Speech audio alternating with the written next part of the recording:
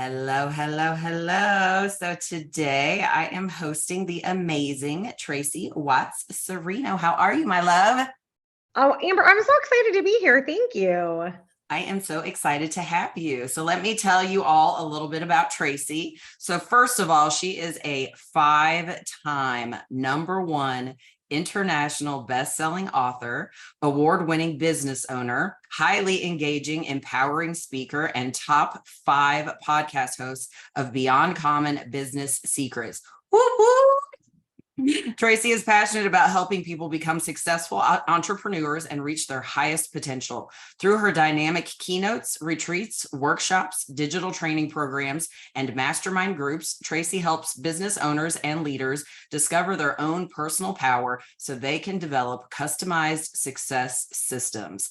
As the founder and CEO of Beyond Common Coaching and Training Company, a Cleveland, Ohio-based business that provides business growth strategies and keynote speaking services to business owners across the world. Tracy is a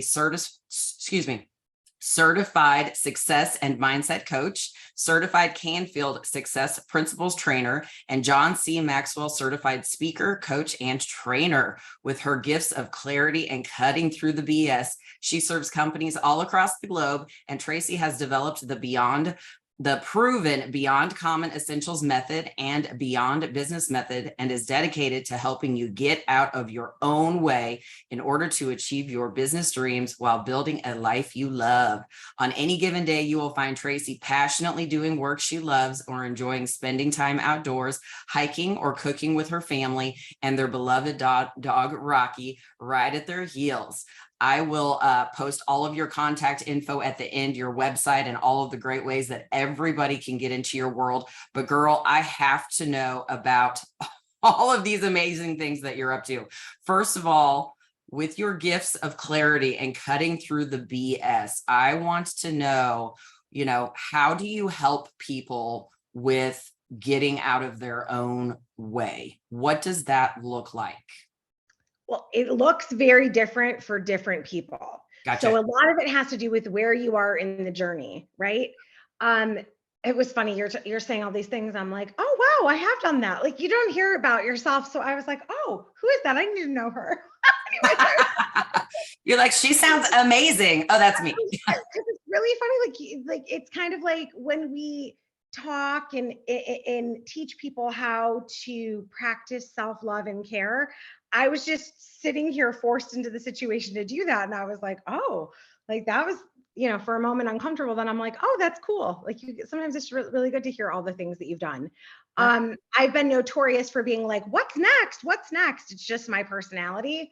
So it was kind of nice to sit back and hear you say all that. So thank you for all of that. That's amazing. I cut through the BS because I have suffered from this a lot in the beginning of my career. And I would make excuses for why I couldn't do something. And I always say I'm from a long line of complainers and people that, had every reason in the world why it was someone else's fault until I learned to make a different decision. And I don't feel good about all those wasted years. And so on my watch, I will not allow anyone to go down that rabbit hole. And sometimes it is just having a really uncomfortable conversation. And I always say it's like my love for you and desire to have you achieve your full potential is greater than if you like me. Mm-hmm. That's true. That's what I don't know if you call yourself like a coach in that essence, but that is what good coaching entails. It's like you're not there to help enable that process. You're there to cut through that layer of BS, as you mentioned, and really help kind of guide people to get through that. And your love for people and your love for helping shines through with your programs that you offer, right? Yeah. Well, it's funny because for the longest time, I didn't really resonate with the word coach because I'm like, I'm not going to cheerlead. I'm not going to sugar. So I always say I'm like more consultant because I can't not tell you exactly what to do if I know what to do to make your life easier. Right. I'll just get too excited. Like, just do this. Right. But on the coach side, I'm more of a loving kick in the pants. I love it. So what were you doing prior to diving into all of what we just went over? So I started early, like I consider myself to be more of a business growth strategist and really cutting through the clutter and getting clarity around what growth is the healthy growth. Like what should we really be focusing our energy on? Because as creatives, we tend to have so many ideas, and if they don't get done, we can't help anybody. So that's a lot about cleaning up the clutter and focusing on, things that, hey, maybe we're spinning our wheels on something. um, and then I started my career in the beauty and cosmetic industry early on, speaking on stage, because I happened to be really good at helping people pick out the right products to help them smile. And then the sales consultants really loved my approach. So then I started training all of them. I remember I was 18 with a briefcase. It was hilarious. I'm like, oh, okay, I gotta get a briefcase. Like, it was just the strangest thing. So I started in that coaching and teaching space. And over time, that was like, oh, I did this and then I solved this problem. So I became a six-figure earner before I was 22. Then after that, I became a seven-figure business owner. And then it's just always been, as I learn it, I teach it. So those things have happened just by following my intuition. And when people light up, I just know I'm onto something. So I just keep helping in that way. It's beautiful. So when you talk about following your intuition, let's touch on that a little bit. So are you using that in every aspect of your life as Oh far yeah, I as? can't shut it down. Mhm. I think those who follow it and know what you're speaking about have a pretty good understanding of how that works. So for those that maybe don't have a full understanding, what can you give a brief explanation or a brief like guidance of what that entails for you? So for me, it would be something like, okay, say you had a list of 10 things that were great ideas. They're absolutely amazing. And you're trying to decipher, well, I could do this, I could do this. I just tune into intuitively, like, which one am I being called to serve? So that's something. If something pops in your head, like, oh, I need to call Amber today. Mhm. Hmm, I wonder why. Oh, you know what? I'm just gonna call her. Do you see him? So it could be that in this moment, I walked in a store and all of a sudden I'm like, I cannot be here right now. I will literally walk out of the store. Call me crazy, but it's just like, and then all of a sudden I'll get a call that was important. I will be on my way.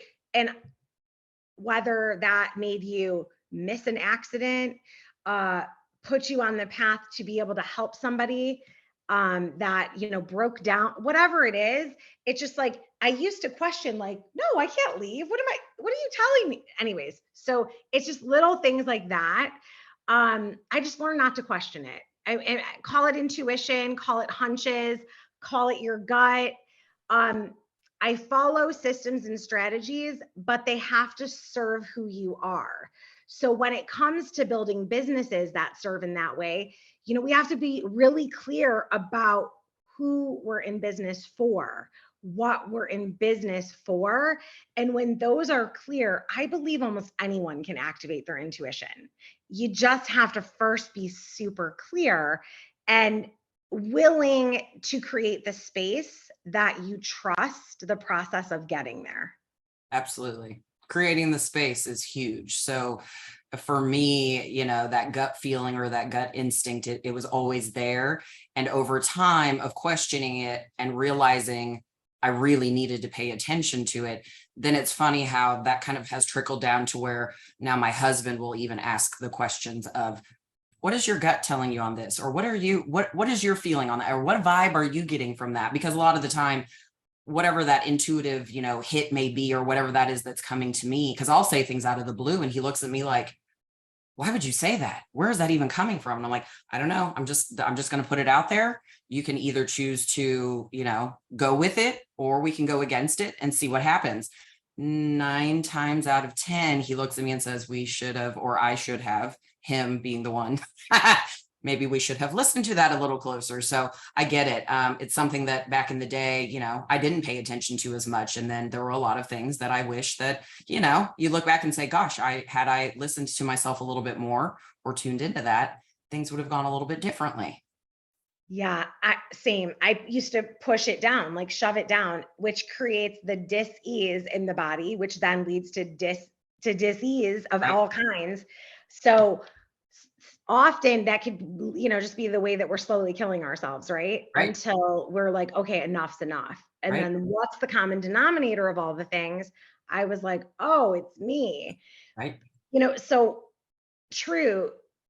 Like the conversation with my husband, it was never that he wouldn't trust my intuition. I was giving away my power and dimming my light about it and just shoving it down. Once I said, hey, I don't know if this sounds, off the cut, whatever, but this is what I am feeling now. And I would do the same thing with my team. Like, hey, this is just intuitive coming up for me. They're like, how do you know what I'm thinking before? I was like, they're like, how do you know that kind of stuff?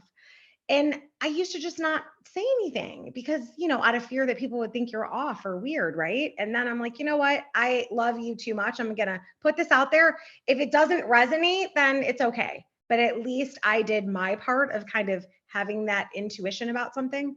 Right. Absolutely. I agree 100%. So tell me about all of these amazing books that you've hit international bestseller 5 times. By the way, that is actually how we got connected with one another, was through one of the amazing books, and our publisher, amazing Kate Butler. But so tell me how it all began. Like, how did this all unfold for you? So it's true. And we're very blessed to have been a part of that journey together. So congratulations on being a bestseller. Thank you. Who would have thought, right? It's so interesting that I always had this like deep inner knowing, this call, and over time it became like a yell because I was dim. And I don't remember the exact year.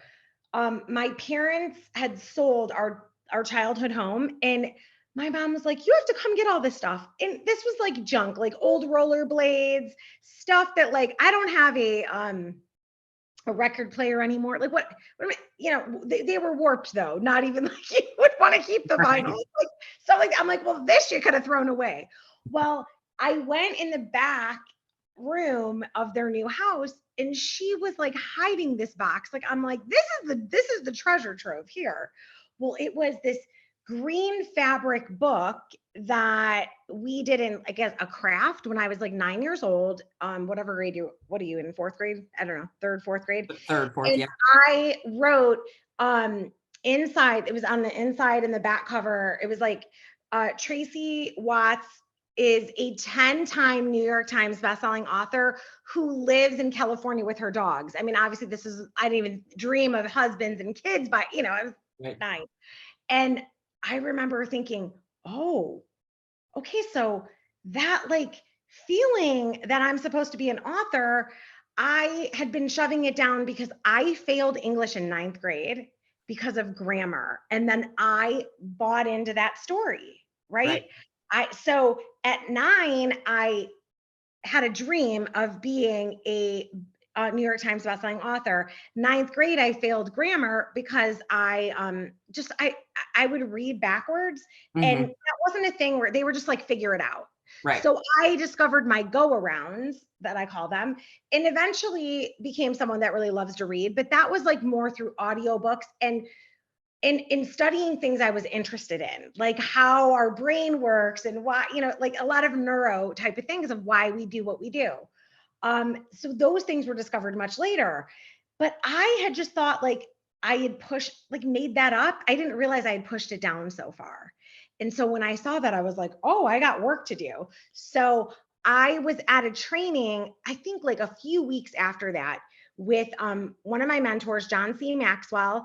And I said, yeah, this is becoming like a shout that I am supposed to, because I was told when I was 9 that I'm going to have 10 New York Times bestsellers.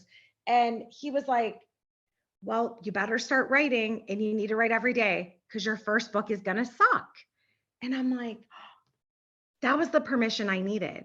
So I started writing, and I mean, I seriously at any given time probably have 10 books that are ready to take shape because I write so much every day. So it just was Amazing. finally lining up instead of hiding. hmm hmm That's amazing. Like, so how many books are you gonna put out into the world? I don't know. I don't know.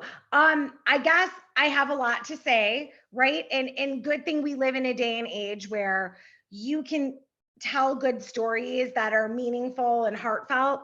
And there's amazing, brilliant minded people that are great editors. And then, then together we make this beautiful book. Who hmm knew? They hmm didn't tell you that when I failed English back then. So Right, it's like, all the process of discovery, of right. not keeping those labels with you, right?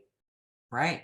Well, and how interesting to have failed grammar and then, years later, it's kind of like that doesn't really matter though, because you do have the stories to tell. You found the right people, you lined up with the right, however it worked out intuitively, you were being guided to the right person in the right time frame in the right, piece of your life, and it all worked out. So just because something like that happens doesn't always mean that down the road, that was a huge shift, right? Going from telling that story of I failed and how could I ever, maybe write a book, or how could I ever do any of that? And maybe that dream just totally went out of your mind. And then years later, here you are with all of these books out there. How wild. Right. That's the power of following your intuition, right? And really, really following your dreams. Absolutely. Absolutely. So what's next on your list of all of the amazing things that you have cooking in this fire here for us? Well, right now I'm doing a lot of speaking. So that has been fun to come back after, it's just, that's been amazing. I've missed that so much. I really love the in-person speaking events, keynotes, workshops. So I'm doing a lot of that. I have a new program that is coming out that is at the end of August, and it's also in alignment with the next edition of Beyond Common. So it's Beyond Common, your pathway Ooh, to amazing results. So it's kind of how you tie it all together. okay. Um, yeah, so I'm super excited about that. We have been doing a ton of research for the past 3.5 years. This project is the biggest research that I've done before putting something out into the world. Um, so it goes beyond just a good story. I love it. I love Yeah. it. So when you work with people, is it team based? Is it one-on-one with just you primarily? How does that work within your programs that you offer? So I have different levels of stuff. So I have high level, which that's just one-to-one. Mhm. I have where you can like have us come in and do a deep dive market analysis. My team and I both do that behind the scenes, but then I would be the person that delivers it. And that is more sort of like, I always like to look at it like that's done, that's the part that's done with you, right? And then we have other group courses that you can be a part of, much more value, right? Like much lower price point, but still a lot of value in that way. And then you go and do it yourself. So it's like that DIY, done with you or done for you. Wonderful. Well, Yeah. that's It's amazing. different, it's like different levels of what you need if you need to go fast, or financially you need to make it in the budget, because since I'm a business strategist, you have to be profitable or very clear about what you're investing in Right. to turn it into a profit like that. So I am very protective of that for my clients as well. Understood. Which of course I think you have to be. You know what I Yeah. mean? It's So very hard many people to. are not, and that really, really just makes me a little bit. hmm hmm I understand. Yeah. I So understand. I'm very, yeah, again, it's cutting through the BS, because you can want it very badly, but Right. if you do not have sales, you don't have a business yet. You can get one, but what are you willing to do to get the sale? Right. Absolutely. And then, so part of that being said is that you are able to, I mean, people that are kind of in that situation though. So are you able to help guide them some to get them to that next point? Yeah, that's why, like, you can start off with the things that are like DIY. Here's Mhm. the right way to do it so you can start getting sales. Then when you're in that space, you can come on to the done, with you. Gotcha. And then if you're like, okay, this has been amazing, I've got great results, but I still would rather you and your team do it, Right. then you can afford then to have the done, done for you. Sure. Yeah, Amazing. so we have it tiered Love it. at every level because I remember being like, the no man's land. Like I felt like I was between two worlds when I was transitioning an in-person business to digital, that type of thing before I sold one business. So just to make things as clear and as clean as possible, because it often takes longer than you think. And you cannot listen to the advice of everybody. You Right. have to find people that you trust and then follow it through, Mhm. because you could be like right at that cusp Right. before you make a big change. Like, oh, you were just about to break through and be amazing. So it's like, no matter what, just don't quit is what I tell everyone. Just Oh, yeah. have a bad day, but from a resilient standpoint, just pick yourself back up and try something else tomorrow. Just keep going.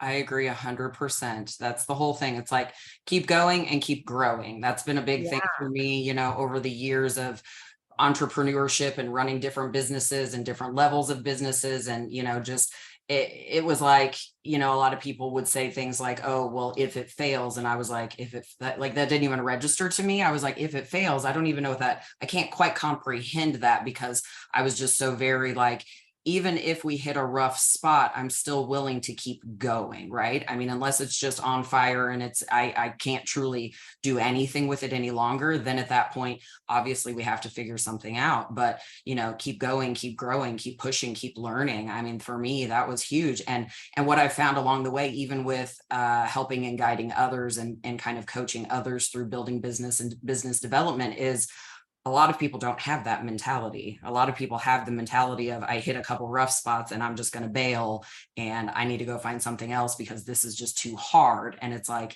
well, it's not for everyone. This is true. But if you're willing to give it a go, the more that you push through those hard times and come out on the other side, there is so much growth that comes within those challenges. So I understand. Yeah, and you just hit on something that's super important. It in the beginning, of course, like I'd always rather someone found me or you or somebody that really, really cares about that beginning piece of business. So, because there's like a whole 10-point checklist of Mhm. things you need to make sure you're all in, Oh, right? yeah. Like, are you willing to fight for it? Oh, yeah. If you're not, it's not the right business, Oh, yeah. because there are days that, you feel like you've been punched in the gut and people have backed a car up over you. And Yeah. you cannot weather those storms Right. if you're not going into it with that sort of I'm winning champion mentality.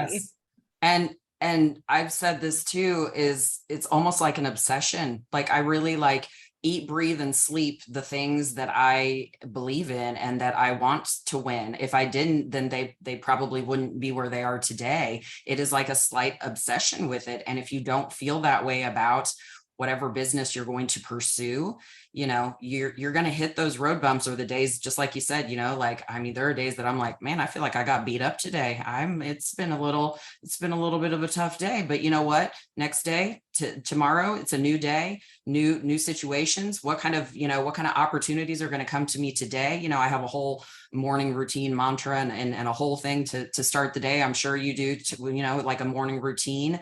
And it's like yesterday was yesterday and I learned some things, and today's going to be a whole different day, right?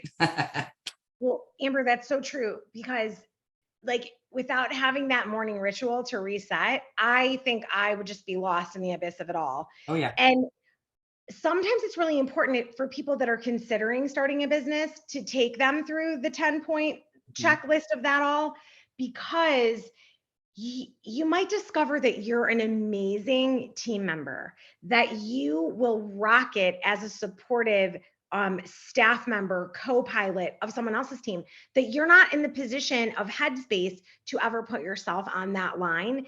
And that's really cool to figure that out, before you go invest so much money and sort of blow up your life. Because a lot of entrepreneurs do this only to discover that you don't have the wherewithal.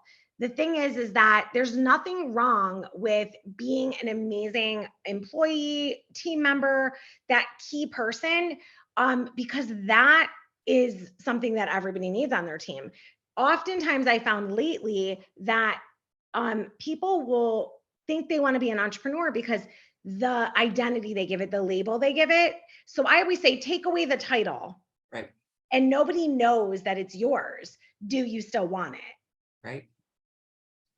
Right. 100%. And again, I want to touch on what you just mentioned about, being a great team player and being part of a winning team. There's absolutely nothing wrong with not being the business owner and the business leader and the business, whatever you want to call it, because some people look at that and literally run the other way. And they're like, I would never want that. I don't want to be that person, and those are conversations I have with even friends of mine or employees, who have said, I could never do what you do. They're just like, I'm so like dumbfounded by the amount of time and energy that you put into this, but they're also super appreciative of it and very respectful. And, like we're very hands-on with our employees. We're a very like help us to help you mentality, and open door policy. We want to have open communication. And, a lot of people that come work for us, they've said, I've thought about running my own business before, but we see all of the other side of it, and not all of it. They don't know everything, but they understand there's a lot more to it than just being like, oh, I wear the hat, I'm the owner, and it's yippee, we do nothing. Like, totally different ball game, right? Absolutely. Yeah. And that's the best way to be. The more transparent that all of us are, then we're not doing that sort of, pump everybody up, but there's no factual evidence to back it up. Right. So Absolutely. that's the thing. Sometimes when we just buy into a bunch of marketing jargon, we were told as kids that Coca-Cola was good for us, that sugar cereals, like all this evidence, but it was all marketing. So just be clear about what you're getting yourself into. Absolutely. I could not agree more. All right, my love, it has been such a pleasure today. I don't have anything else for you. I appreciate your time so much. And I will post this on my YouTube channel and on my podcast, and I'll have all of your contact info. That way everybody can dive into your world. And thank you again so much, Tracy Watts Cirino, for your time today. Thanks so much for having me. It was a pleasure as always. Wonderful. Thanks, darling.